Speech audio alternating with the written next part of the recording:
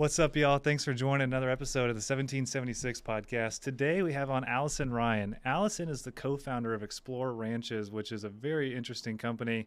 I describe them as an Airbnb for ranches, but they don't like that terminology. It's more of a destination, unlike Airbnb, where you go there and stay at the house to visit other things. Explore Ranches, they want you to come to these fabulous properties, these fabulous ranches, and the whole experience is contained within that property. Allison is just a fascinating person. Great stories. We had a lot of fun, a lot of laughs, so hope y'all enjoy.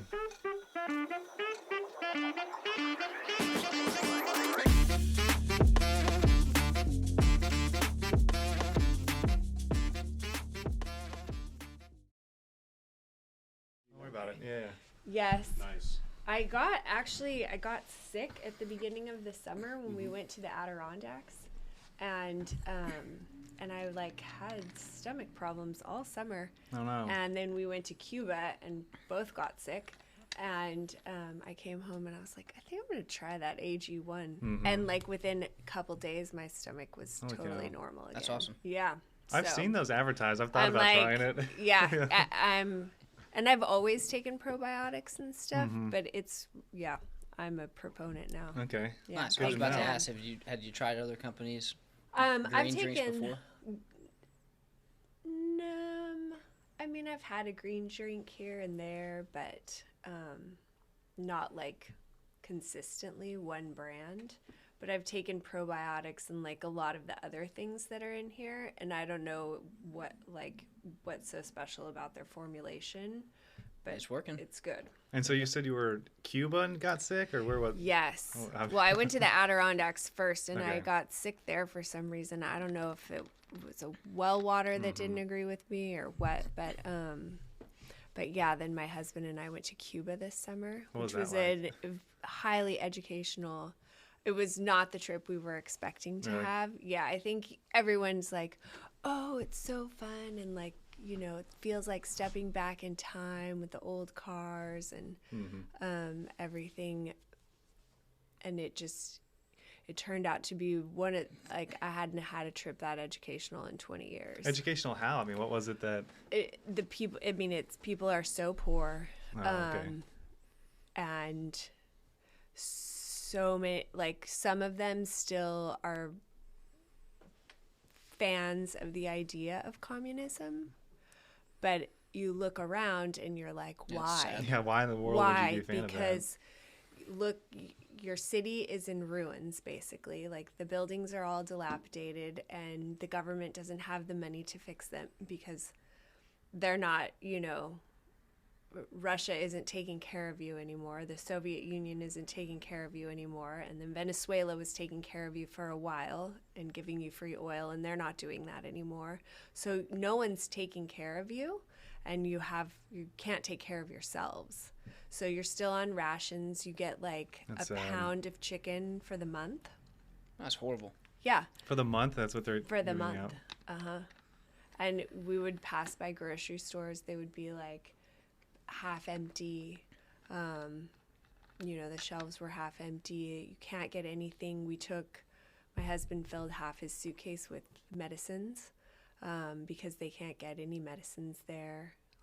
Kids' vitamins, Tylenol.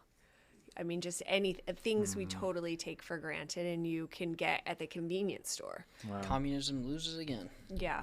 I had a friend of mine years ago that I guess it was when travel just first opened up for Americans to go down there, and he heard that you could take toilet paper as to not bribe people, but use it to barter basically.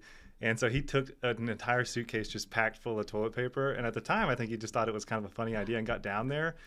It proved to be extremely valuable. He was using it to get in. He wanted a tour of some government office, and he went up to the guards and offered them toilet paper, and they let him in. That's hilarious. I've never been so toilet seats don't come with toilets.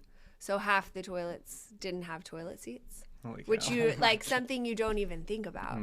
And then, toilet paper. Just non-existent, really. There was toilet paper in our hotels. I have a tendency to sneeze at the most inconvenient times, so I generally have a travel tissue pack in my purse. So glad I had that because half the restaurants didn't have toilet paper. just different places you'd go and didn't have toilet paper. Wow. And in our hotel, like the Kleenex box, they had folded like 3 napkins and put them sticking out. Like, Looks So it wasn't cool. even a Kleenex box. No, it was just 3 napkins yeah, it was stuck into 3. it. Yeah. Wow. Holy cow. Yeah, so just so many things. But then they've built this, it's called the Fidel Castro Center. And we had a guide and a driver with us the whole time. And the guide had gone the day before just to check out the center and see what the deal was with tickets and whatnot. And before we went, she's like, I've never seen so much technology anywhere. So we go and they have like these, it's like a display of pictures, and it's a touch screen, so you could touch one of the images and it would get bigger and then have a caption. And but they wouldn't let anyone touch anything.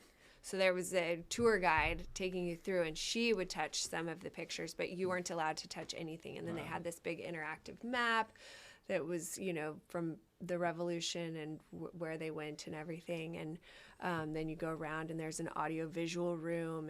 And Mabel was like, literally in no other building in the country is there this much technology. And that we're talking by technology like that touchscreen TVs, basically? Yes, and an audio-visual room and everything. And then QR codes in the garden, they would pull up, different things.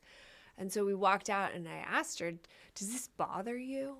And she said, what? And I said that they spent so much money, like millions of dollars, obviously. Yeah, you get a pound of chicken a month. Yeah, on this. And you all have a hard time feeding yourselves and making money. And no one, people, the average salary there is, oh, geez, now I can't remember, $8 or $12 a month. Like, so most people don't work. She made a joke about it one day in the car. Oh, most people in Cuba don't work. And I thought, why would they? Yeah, why? What's the incentive? That's You're not allowed to get ahead. They have country clubs and things, but Cubans aren't allowed to belong to those. Only like international business people who live there. Like, there was a yacht club in one of the little towns we went to. Cubans aren't allowed to belong to any of those things because anything that gives you status, is not okay. Does the government own those yacht clubs? The government owns everything. Yeah. That's just so sad. I had no idea. I think most Yeah. Americans need that lesson Uh-huh. to appreciate what we have. Absolutely. I think it happens a lot these days where people take America for granted and they get very upset about things. But then I absolutely love talking to foreigners that come to America and have made it here because they're Yes. so thankful and they're They so get it. excited. We hired a mover the other day for my mom off of Dolly, one of those apps, and this guy shows up. I think he's probably been in the United States less than a year from Africa, went through the whole process to, get his green card and do it all Yep. the right way. And you could just see, like, he was so excited to be there. He was so excited to be moving furniture with us that day. He was Yep. so thankful. He was just the most genuine person. And I feel like that's so common with foreigners. And then you have so many Americans that are just bitching and moaning about everything. All And it's the like, time. you need to go travel to Cuba Yes. and understand, Because there some are of some this. young people now who think communism is a good idea and that, it would be so much better if we lived in an egalitarian society and everyone was equal.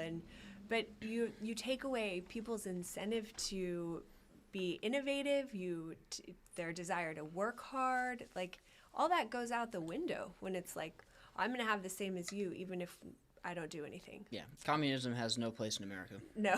Well, it's so frustrating. And for us, when we started this podcast, we're business partners and been friends for most of our lives. And we were trying to come up with a name. And I think something that's really common between Forrest and I is that it feels like there's this narrative for a while that people were scared to be American or scared to say, I'm proud to be American, Right. And for me, it's like, man, my grandfather who fought in World War II, he'd be rolling in his grave to hear that. So yes, there's plenty of work. There's always room for improvements and things that we can do better. But to not be proud to be an American or to see an American flag and have these preconceived notions about how you vote because I have an American flag, like, Right. screw you, come on, That's like ridiculous. this. And so for us, that's where the name kind of came from was, well, one, it was available. And so we were like, we'll take it, and then two, We love freedom. we love freedom, and what America was founded on. doesn't love And freedom? It's so crazy to us. And for us, for anybody to fly an American flag at your house and for anyone to judge you anything but positive because of that is absolutely ridiculous to me. And so for us, it was like, let's call it the 1776 podcast, and people have issued with it, then screw you, Screw them, Like yeah. it's so silly to me. So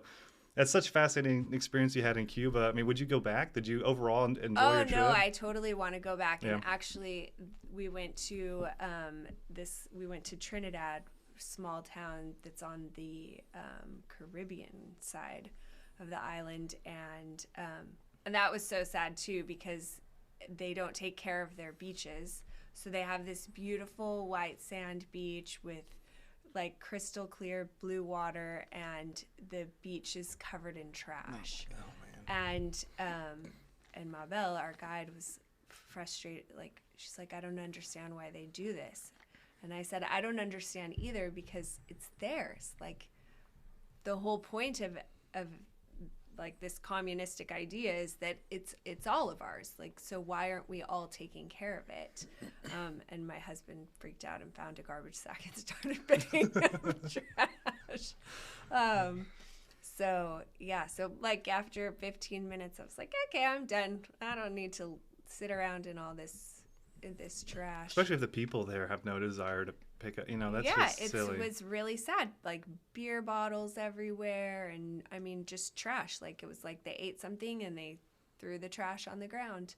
It's but ridiculous. The women there are incredibly talented and make these beautiful tablecloths and napkins, and there's so many amazing artisans, and so I'm trying to figure out how to start a business.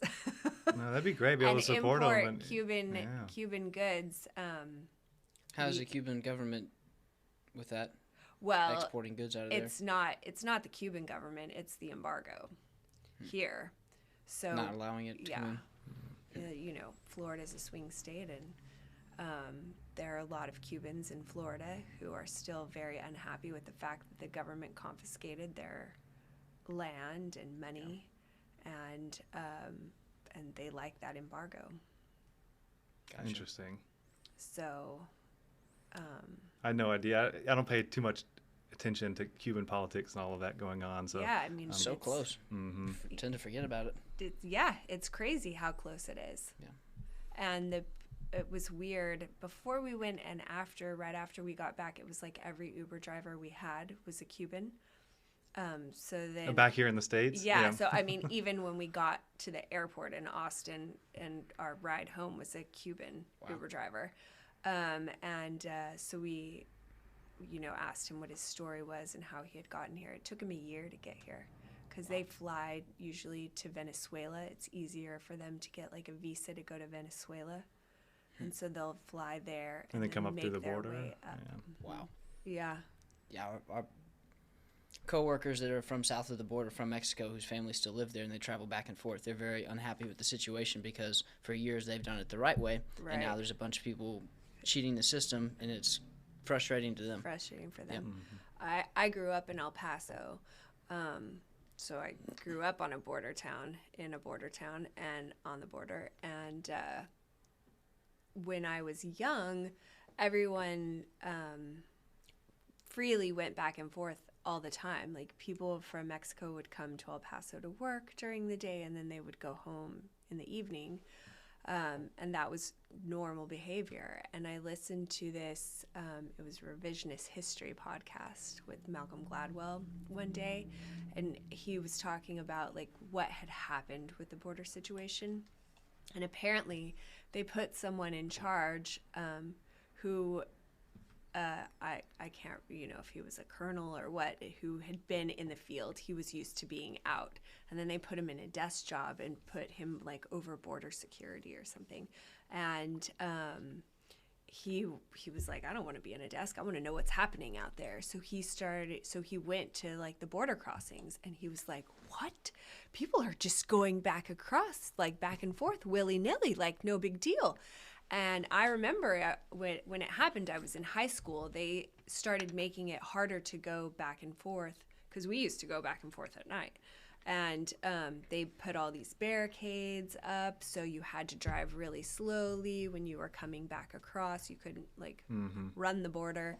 But they started implementing all these little changes, and making it more difficult for people to just come over. Kind of commute, basically. Yeah, commute, exactly. They couldn't commute anymore. So they had to stay, because a lot of them weren't legal.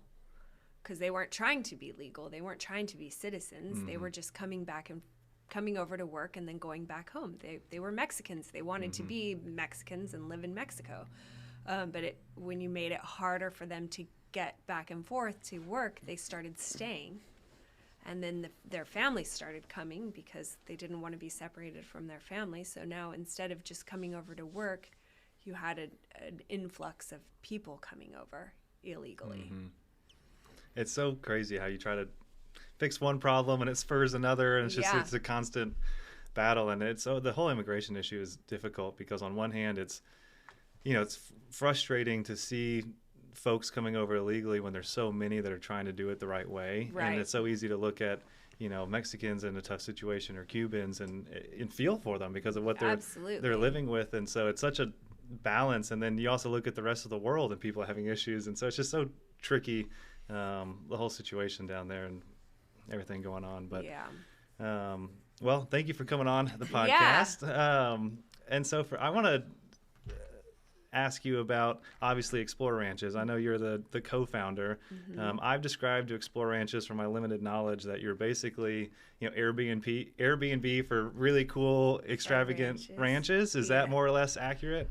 Kind of. That's what we've been called since our inception, and I'm always like, we are so much more. I know. I said that. And I was like, you probably hate that, generalization of it. But okay. More or less, we're in the ballpark. Yes, but please elaborate on what is Explore Ranches. So it's more of an all-inclusive vacation is really how I like to describe it. When you go, like with Airbnb, you typically decide where you're going on vacation, and then you look for lodging, which is how you end up in an Airbnb, and you're using that as lodging and not, the whole experience.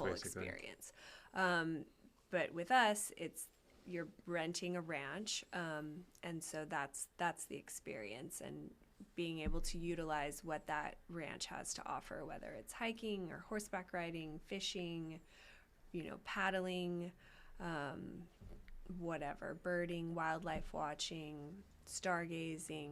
Any hunting? Most of our ranches actually already had hunting programs. That has been how landowners have typically made their money, through hunting leases and grazing leases. So do a lot of those landowners, they work with you, but also kind of have their own deal going on for the hunting? Yes, because a lot of them are working ranches and then already had hunting programs implemented. So we have a few ranches that, like one of the ranches in South Texas, you can go quail hunting, and a couple of the landowners are open to some hunting options, but for the most part, they already have their own hunting programs, and they have lessees that have been there for a long time. That makes sense. Yeah. I guess for landowners, that's been their bread and butter for decades. And yes. So, okay. So, because most of the time you're not going to make enough money running cattle to pay your bills, or sheep and goats or whatever. So, so you've had, either grazing lessees or you've had hunting lessees. So we wanted to offer landowners another source of revenue in just hospitality. They generally have lodging that is not utilized the majority of the year, because it's either just during hunting season or when family members decide they want to go out there. So we decided, we could put that to good use, and help the landowners make some additional money, and hopefully bring back in that younger generation. We have more people living in urban areas than rural ones for the first time in history. And so a lot of the younger generation of landowners have moved, off the ranch and into the city, and they're not as engaged with the property as maybe they once would have been, or as previous generations have been. And what we learned was that, like, the baby boomer generation was really interested in acquiring things, second homes, boats, more cars, and the younger generations, like millennial generations, have been interested in acquiring experiences, and they're happy to use other people's toys to do that. So, so if we could bring in that younger generation, because over the next 20 years, there's going to be the largest intergenerational transfer of land in history. Going from the previous generation to the next generation, and if they're not engaged, it's really easy to say, we don't need this. Like, I'd rather, turn around and sell it, or break it up and sell it and make even more money, and walk away with that. If this isn't something that we find value in and we use, and it means something to us. Are you finding that you're working with the older generation and a younger generation on some of these properties? Yeah. Hudspeth River Ranch is a good example of that. That's been in their family, I think, for 150 years. Wow. Where is that located? On the Devil's River. I think I heard about south of Ozona. Yeah, the Devil's River is our most pristine river in Texas. It's the river that all the health of all the other rivers are measured against. And a lot of that has to do with the fact that it's surrounded by private land, and those landowners really have been invested in keeping that river clean and taking care of it. I personally haven't been to the Devil's River, but I've seen all sorts of photos and videos, and it does not look like it would be in Texas. I mean, it is absolutely insane looking from the videos. Real quick, I'm cold. Are y'all cold? I forgot to turn the heater on. No, I'm okay, but I have 2 shirts. Okay, I'm gonna click this back on. Sorry. That's okay. You got a jacket on. Well, actually, we're fine. I'm gonna leave it. I thought I left it off from earlier. So I assume at the beginning of the business, when this first came to fruition, that y'all were reaching out to landowners and different ranches. Is the business kind of flip-flop where now people are seeking y'all out to offer their land? Yes, exactly. That's awesome. Yeah, so we managed to put together a collection of 8 ranches just through our private network, through friends of ours and friends of ours. And then after we launched, we've been super fortunate. We have done really hardly any landowner outreach, and have had, there was an email actually today from a landowner in New Mexico. Awesome. Who's interested in joining the platform. I can imagine a rural, I hate that word. Rural? Rural area that it would spread like wildfire. That, hey, lease the barn out, extra income this month, and the neighbors want to jump on board, especially with the nice properties in Texas with the river access. Yes. And Texas is 95% privately held, so there are a lot of private landowners out there. So I encourage anybody to go scroll through the website. I think it's exploreranches.com. And look at some of the properties. But for folks just listening, could you rattle off a few of your properties? I mean, I think I saw 23,000 acres over in Europe somewhere with a castle. Did I understand that correctly? Well, it's not quite a castle, but it is a very large house. That's called Allendale. It's a wilderness reserve in the Highlands, and it is spectacular. I got to spend Thanksgiving last year there. So 23,000 acres, not a castle, but to me it's a castle. Look at the photos yourself and decide. But so what is the experience like? Let's say I book that, with 10 of my best friends, and we go to that experience. What are we doing? Is it catered? What are meals like? And what's the experience really like? They have a beautiful staff there who are just like really wonderful, welcoming Scottish people. And they provide you with great meals. And we had a dedicated guide, a couple of them. So we hiked through a peat bog into an ancient forest one day, which was pretty cool. If I ask them to call me my lord, will they? Maybe. All right, well. They're generally pretty hilarious people. Are they wearing kilts? They are not wearing kilts. So I couldn't resist asking my silly question, but you're talking about the hiking on some of the land and what else? So then they are... So the man who owns it, Paul Lister, he started the European Nature Trust, and he's a dedicated conservationist, and they have replanted, I think, 1 million trees. Wow. Because so much of Scotland was deforested and turned into grazing land for sheep. So with that, there's a lot of erosion and so many other problems. So Paul on Allendale has replanted, I think, 1 million trees. They work with I think it's a government program on the Scottish wildcats, which have become endangered. And so I didn't even know they had wildcats in Scotland. Yeah, and they look like house cats. Oh, like interesting. Large house cats. Yes, we got How to large? see, like maybe like that. Like a 20-pound cat? Yeah. That's pushing it. Those cats are mean. Yeah.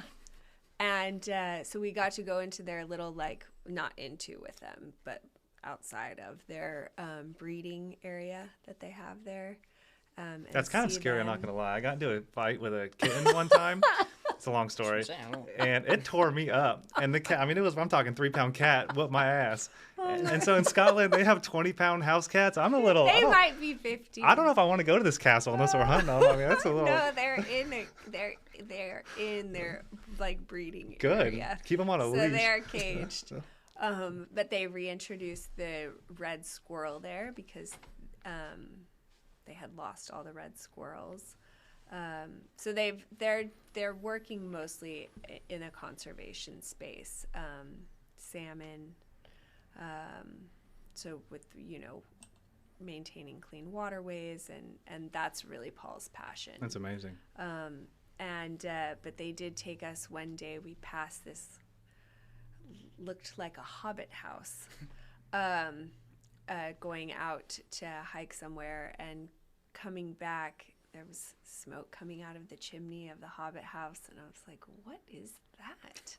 All right, we're going. And by our kills. Yeah, Time and to our go. guide said, "Well, do you want to get out and see it?" And I said, "Yes. I want to know who's in there." I thought maybe someone else was in there or staying in there or something.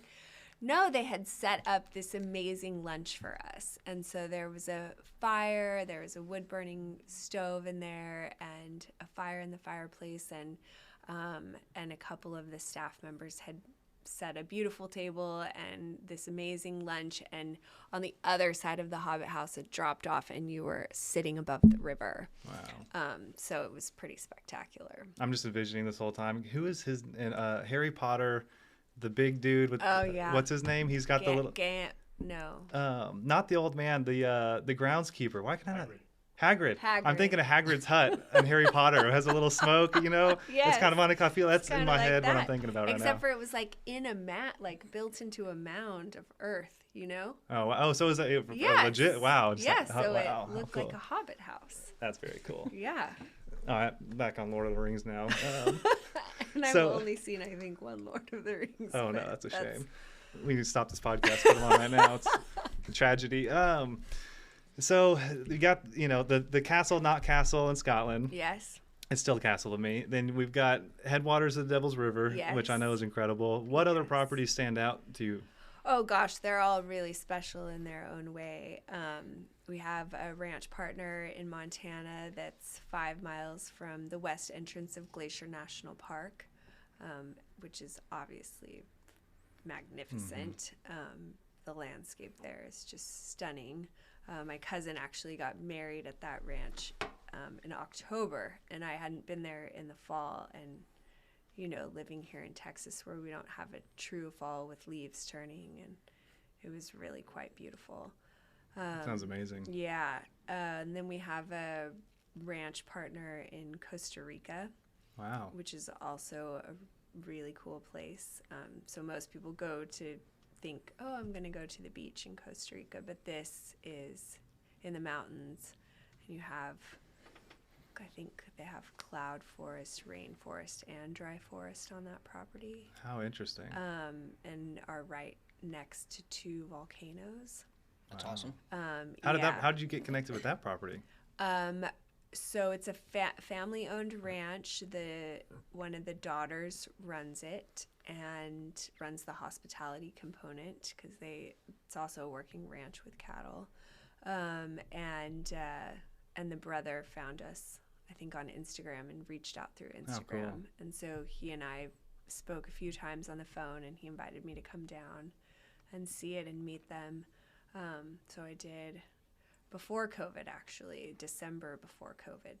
And I just fell in love with the family. Like the ranch is obviously spectacular, and horseback riding, and and hiking and fishing, and they took me to another property that they had just acquired down the road because they were trying to create a wildlife corridor for the tapir. And what is that? it looks like a giant anteater. Holy cow. Okay. I thought anteaters were pretty big. Yeah. Well, maybe it's not a giant anteater. It looks But an anteater of some kind. Yeah. Yeah. Long nose I'm like, thing. yeah, I'm like, no one has their phone, so we can Google it. We thought about doing a TV here with the whole, hey, bring it up, Google it, you know, thing, but one day. So they're trying, but it's, I think, endangered there. And the locals will kill them and eat them. And so they were trying to, educate people in the community about the importance of not doing that. I love hearing that a lot of these landowners you work with are very conservation focused, which is wonderful. Almost everyone is. And I'd say almost, but in reality, probably everyone is. And, a lot of the landowners have won conservation awards and are working with biologists in their area. The ranch in Costa Rica brings in biologists to talk to the guests and do night walks looking for tapirs. So, everyone's really engaged with what they're doing and where they're doing it and wanting to make it better, being good stewards of their land, which is really what it's all about. I assume business picked up well for you locally during COVID. Yes, it did. Were there any international implications there that were tricky with other countries? Yeah, no one was really traveling internationally. All local.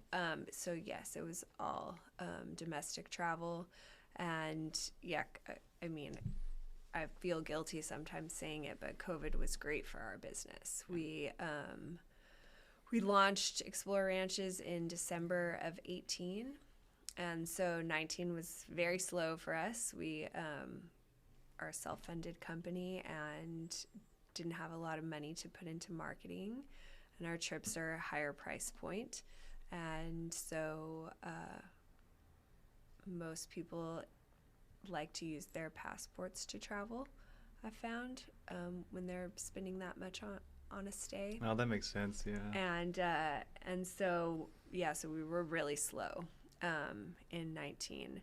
And then by May of 2020, people were like dying to get out of their houses.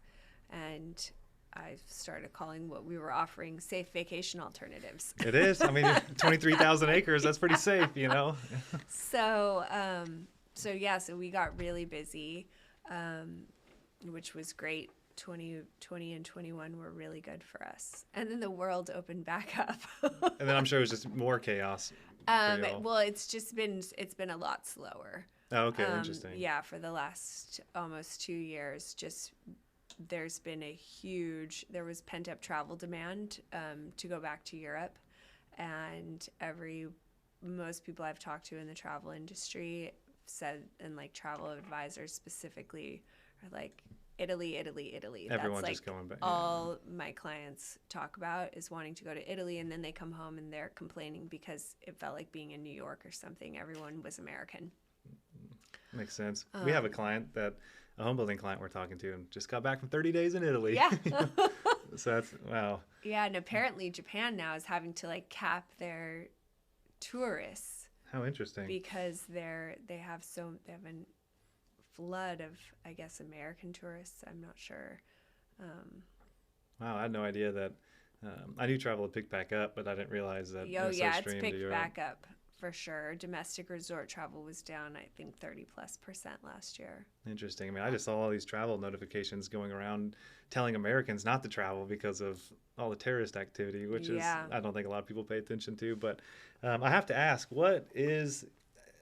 I was going to ask the average stay cost per night, but I know every ranch is vastly different. So, I mean, are we talking $1,000 a night or 10?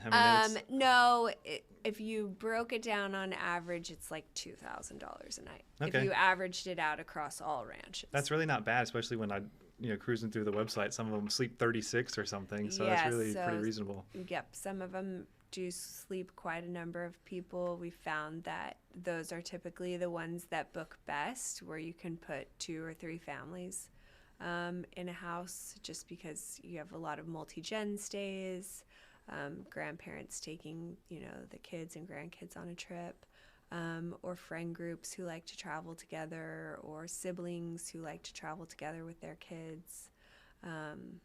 So that seems to be, those seem to be the best bookers. So with, I know a younger generation is somewhat a target audience for you all and coming to stay on these ranches. And people kind of have free reign. So there has to be some horror stories. I mean, come on, some college frat parties, tipping cows, taking the 4-wheelers. I mean, come on. Fire, yeah. down house. Tell me some crazy stories. I wish that I could. I thankfully cannot. That's good. Yeah, it would be terrible for insurance if I had a bunch of horror stories. Yeah. And, that was like the first piece of the puzzle we had to figure out when we started the company, was insurance, because the landowners were like, okay, so what are we going to do if? I figure that's a tricky contract situation. Yes. Setting the deal up with the homeowner or the ranch owner. Yeah. So we fortunately were able to figure it out and have created layers of protection for the company and the landowner. And we really have not had any issues for the most part. That's great. I mean, like Y'all take a kid large marking on a bedspread here, and there was a 21st birthday party at one of the ranches that we don't have on the website anymore. It was a ranch up in the Palo Pinto area, outside of Fort Worth, and they okayed a 21st birthday party, which afterwards they were like, I don't know why we thought that was a good idea. But the only thing that happened was a little hole in the sheetrock. That's it? Which they paid to fix. Man, what a boring 21st birthday party. I think they were like maybe got a little rowdy, and they had to put a kibosh on some of the drinking. But as far as damage, it was just a little bit of sheetrock. Well, that's good. Yeah. Too funny. What are some of the other properties in Texas that you have? I know you have some in the hill country, but if there's folks listening, are there any that are maybe less expensive and nearby? I mean, do you have any options like that if there's anyone in Austin looking for a weekend getaway type of deal? The Elephant Mountain Ranch on the Nueces River, so they have great water almost year round. It's really lovely, and a nice big house that sleeps 12 people. Good hiking and fishing, and just a great place to hang out with either your buddies or your family. And it's normally $1,200 a night, and they're having a special through the end of the year, and it's $1,000 a night. Very reasonable. Yeah. Do y'all require a large deposit? We typically take payment in full up front. Gotcha. Yeah. Don't blame me for doing that. Makes sense. Yeah. Every once in a while, if it's a really expensive ranch and the booking is, a year out, then I'll take a 50% deposit. Do y'all have a standard contract with all of your ranches, or is it individually? We have a pretty standard contract with all of the ranches, but we try to be flexible with some of the landowners if we need to be for certain things. But yeah, we've tried to make it really simple for the landowners. They weren't interested in like a big headache to make this happen. Yeah, I'm kind of curious. We have great partners. Like that's probably been one of my favorite parts of this business. Was Jay, my co-founder, and I spent the majority of 2018 driving around the state talking to landowners, and it was awesome. Like even ranches we decided not to onboard, it was just really cool to get on some of these places and see them and hear the history of them and see the passion that people have for, what they've been given, what they have, and the way that they're caring for it. I'm sure some of these stewardship is it's a really important thing here in our state. I love hearing that, especially that the landowners are bought in. And I'm sure some of these multi-generational landowners. It might have been homesteaded. I mean, their family might have been given that land by the government way back when, which is just incredible that some of those properties are still in the same family. What is the story of Explorer Ranches becoming a thing? I mean, whose idea was it? How'd that start? Who was the first ranch? Give me the kickoff story. Well, I have to give all the credit to my co-founder, Jay. It was his idea. He was. Are there two founders, you and Jay? And a third co-founder, Jess. Yeah. And he was working for Texas Parks and Wildlife Foundation at the time, and working on some land acquisitions with them, and so he was spending a lot of time talking to landowners. He had worked in the conservation space for most of his career, and when he got out of college, he went down to Brazil and started an ecotourism business. What does that mean? They were bringing American tourists down to Brazil and flying them around the country, and giving them an experience in the Amazon. How interesting. Yeah. So he's highly passionate about conservation, and at the same time, my family has a place in the Davis Mountains in far west Texas, and I had started a wellness retreat down there because, I see my parents getting older, and I know the responsibility of taking care of that will fall on myself and my siblings. And I wanted to, we have never run livestock. We're in one of the deepest canyons in Texas, and it's extraordinarily rough country, and we don't grow a lot of grass either. So not that part of Texas. Yeah, so it's not ideal for animals or for livestock. For wildlife, it's great. So I had a personal training practice at the time, and that seemed like an easy segue.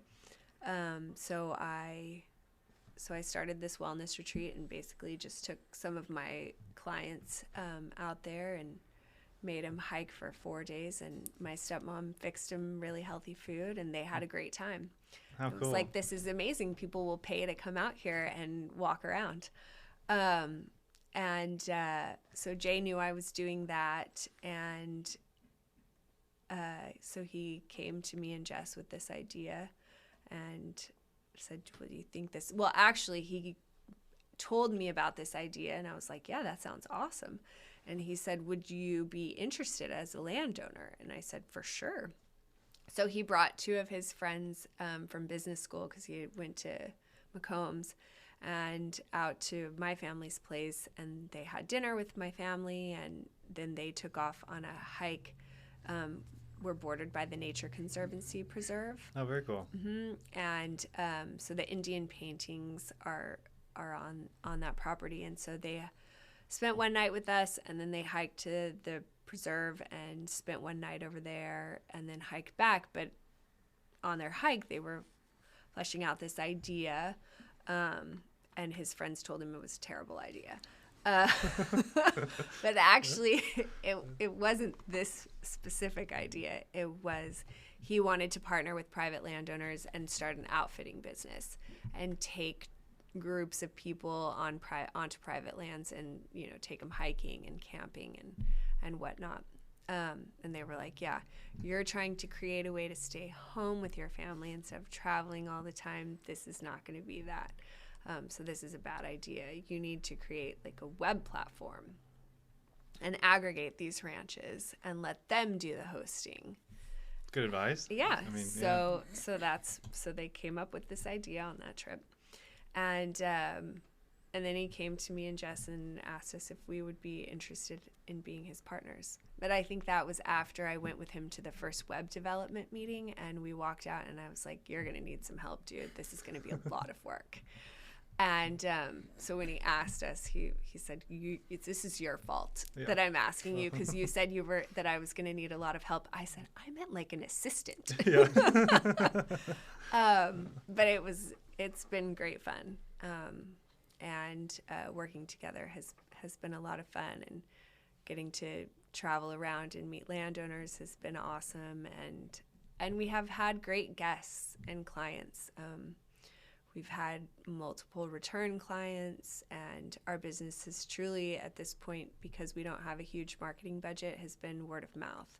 So I'm super grateful to everyone who's traveled with us and shared their experiences. Very cool. I mean, looking through the website, I really encourage people to do that. The properties are just absolutely incredible. I mean, it's we need to book a trip to one of them. Well, you should.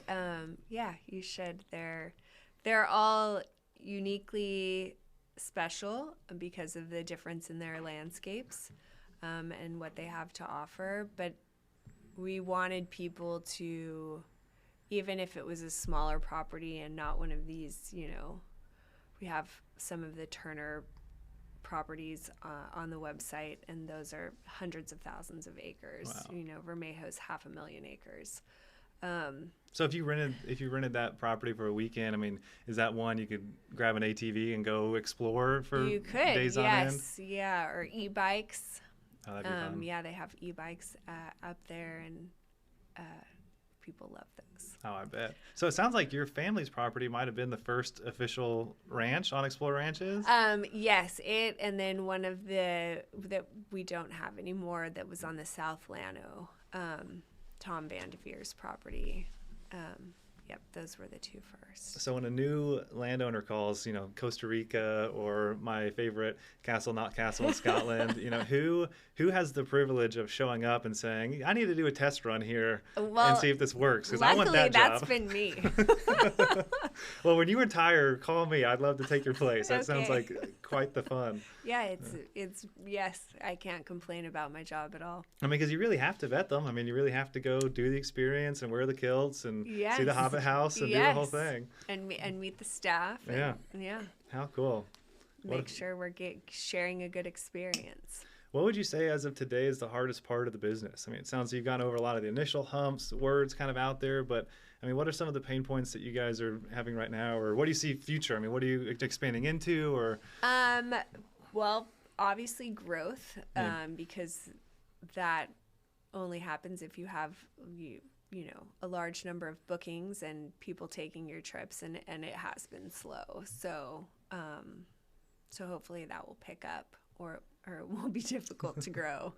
I always say, I feel like we have a really good concept here, but it's hard to see it succeed if no one knows it exists. Absolutely. And for the last few years, I feel like we're trying to sell trips to like 10,000 people instead of 10 million people. So a larger marketing budget would be great. And insurance has been a pain point lately. Interesting. Yeah, I guess, I don't know if it's just with all the Airbnbs or the fact that some of these places are more remote and insurance companies aren't, are not wanting that kind of risk. They're changing some of the water exclusions and not wanting to cover those things. So that's a little frustrating, just because, especially in Texas, water's kind of a must. Yeah, definitely. Insurance companies are my least favorite thing, second to communism. Yeah, they're terrible. And and you don't have to get in too much into the weeds if you don't want to, but I know a lot of these large properties, the landowners will put them in a family trust, or they'll do an LLC with the family. And so when you come in, are you filing a new entity, a new LLC on the property, or are you running it all? I mean, or is it individual insurance practice? How does some of that back end work? Actually, a lot of our landowners have their own insurance, which our insurance company will review and say that that's fine for guest stays. Everyone's going to be covered, no problem. And then if they didn't, then we have a policy that they could be covered under. So like one of the first ranches we had on the South Llano, the reason we don't have them anymore is because Tom started having problems with the insurance wanting to cover stuff because they have water, and the policy was just going to be astronomical. Wow. So it wasn't worth it. We weren't booking the ranch enough to make it worth it. But no, typically our agreement is just with the landowner. Okay, interesting. Do you guys do many corporate retreats? I mean, I could see like companies wanting to book ranches. Yes, we have done some corporate retreats, but not a ton. And I've learned that because of HR, staying in a well, it's not even that they're staying on a ranch. It's that everyone needs their own bedroom and sometimes their own bathroom. Mm-hmm. And when you're talking about old family ranch houses, there is not one bathroom for every bedroom. You have to have a hotel at that point. Yes, so that's why I think most corporate retreats, they do big resorts and stuff, because there are enough bedrooms with dang bathrooms. HR. Yeah, dang HR. We did have like our first year in business. It was a young tech company out of Austin. They were like, we don't care about that. Sounds like my kind of company. Everyone can sleep together. I was like, okay, I don't need to know what you're doing. TMI. But great. Oh man, too funny. So what about you? I don't know much about you. I mean, I know El Paso Family Ranch. I mean, are you in Austin these days? Do you have a personal training business? Nope. Or so what are you? I get to do Explore Ranches full time. Okay. So that's been great. But I did have a personal training practice for 10 years. Okay. And that was a lot of fun too. I like people. Mm-hmm. And so I met a lot of great people and got to spend my day exercising, which is awesome. Yeah, that's great. And before that, I grew up in El Paso and was there through high school, and then moved to Austin for college and went to UT, got a government degree, and was supposed to go to law school. And much to my father's chagrin, since I come from a family of attorneys, I decided not to do that.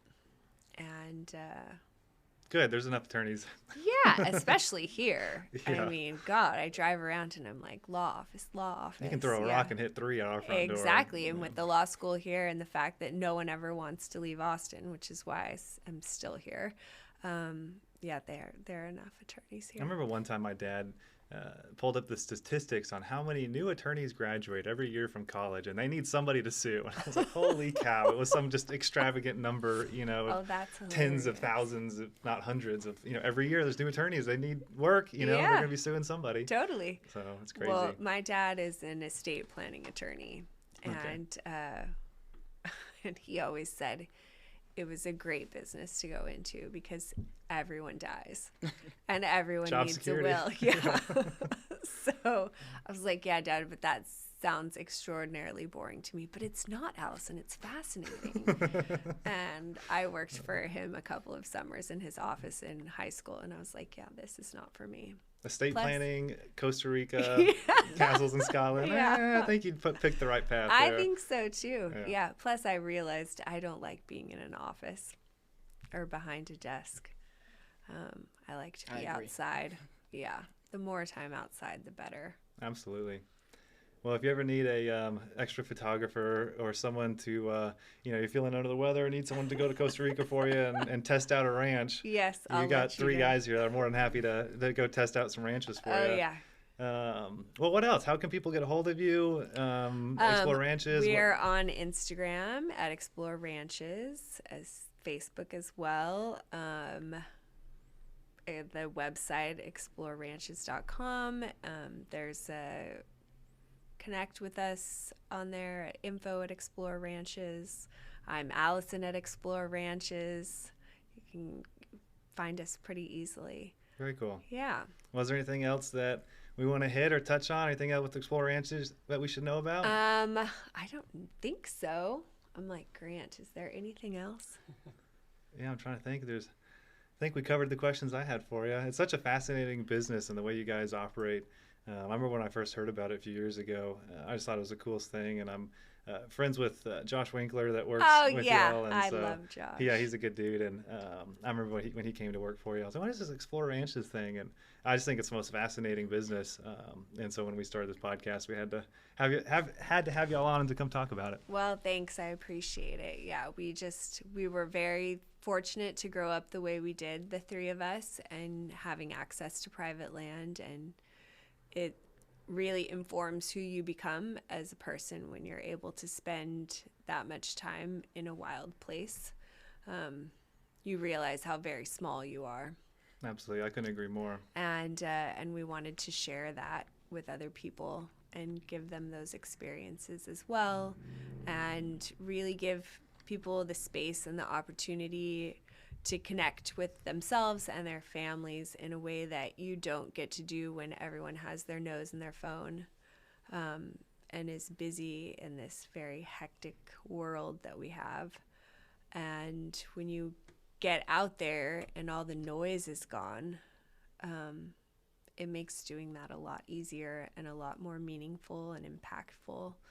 And so I'm grateful to have that opportunity. And hopefully along the way, our guests will learn about the conservation efforts that the landowners have been so invested in, and take that away with them, and maybe, get invested or interested in conservation themselves, and realize that the work that the landowners are doing isn't just important to that specific property, but it's actually influencing our water and our air and everything else here in the cities. It's all connected. It's all connected, and we reap the reward of their work, and we should all be more invested in taking care of what we have.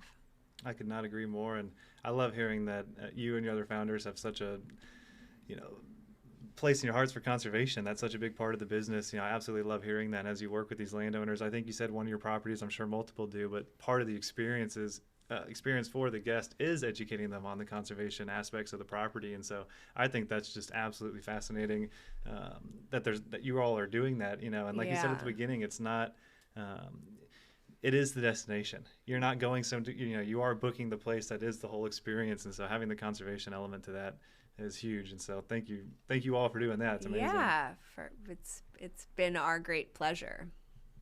Very cool. Well, thank you so much for coming on. Thank you so much for having me. I appreciate it. And you should still try to get Jay on here. Oh, we'd love to. Yeah, he'd be fun to have. Very cool.